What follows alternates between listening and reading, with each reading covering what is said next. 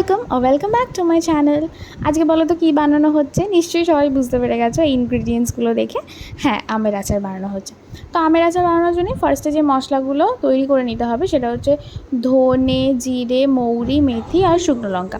তো শুকনো লঙ্কাটা একটুখানি আগে দিয়ে দিয়েছে, নাহলে ওই ক্রাঞ্চি শুকনো লঙ্কা ব্যাপারটা আসবে না।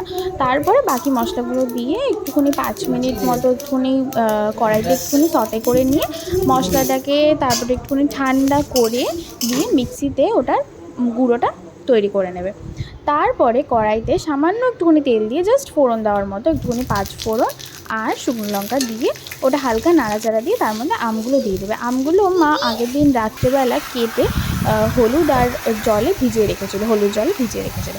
দিয়ে তারপরে ওটা দিয়ে একটুখানি ভালো করে নাড়াচাড়া দিয়ে ওর মধ্যে নুন আর হলুদ গুঁড়ো দিয়ে আবার একটু ভালো করে মিক্স করে নিতে হবে। দিয়ে দেখতেই পাচ্ছ এই প্রসেসটা দেখাটাই খুব স্যাটিসফাইং, আমার তো খুব ভালো লাগে। তারপরে জল দিয়ে নিলে পরিমাণ মতো, খুব বেশি জল দেওয়া যাবে না কারণ এর মধ্যে পরে আমরা গুড় অ্যাড করব। গুড়টা অ্যাড করলে তখন ওটা আরও বেশি মানে গ্রেভি হয়ে যাবে। তো জলে আমগুলো 50% মতো সেদ্ধ করে নিয়েছে, তারপরে দেখো গুড়টা দিয়ে দিচ্ছে। গুড়টা কিন্তু তোমরা দেখে নেবে যেন গুড়টা খুব ভালো কোয়ালিটির হয়, যেন কোনো নোংরা কিছু না থাকে। জানো তো যারা রান্না করো গুড়ে অনেক সময় নোংরা থাকে। তো এই দেখো গুড়টা পুরো গলে গিয়ে কি সুন্দর একটা মানে ইভেন আউট হয়ে গেছে পুরো ব্যাপারটা। তারপরে আমরা মোটামুটি আমাদের যতটা মনে হয়েছে ফুটিয়ে নিয়ে ওর মধ্যে মশলা দিয়ে নিয়েছি। মশলা দেওয়ার পরে মোটামুটি 10 to 15 মিনিটস আমরা ফুটিয়ে নিয়েছিলাম। এই যে দেখো এরকম কনসিস্টেন্সি হলো। তারপরে আমরা ঠিক মশলাটা দিয়ে দিলাম। যতটা তোমরা বানাবে আচার সেই পরিমাণ মতো মশলা দেবে, তাহলেই হবে। এই যে মশলাটা দিয়ে এটা মা ভালো করে মিশিয়ে নিচ্ছে পুরো জিনিসটা।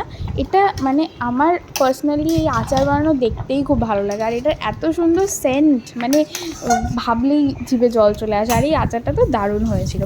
তো দেখো জোকস অ্যাপার্ট, এমন কনসিস্টেন্সি হওয়ার পরে এটা থালাতে ট্রান্সফার করে নিয়েছিল।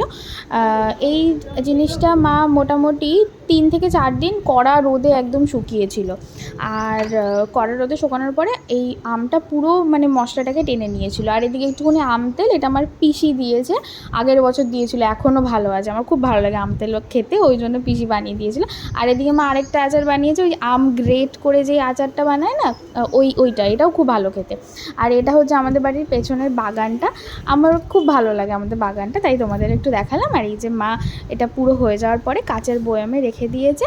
আর আচারটা খেতে কিন্তু খুব ভালো হয়েছিল, তোমরা নিশ্চয়ই ট্রাই করো, করে আমাকে জানিও। টাটা।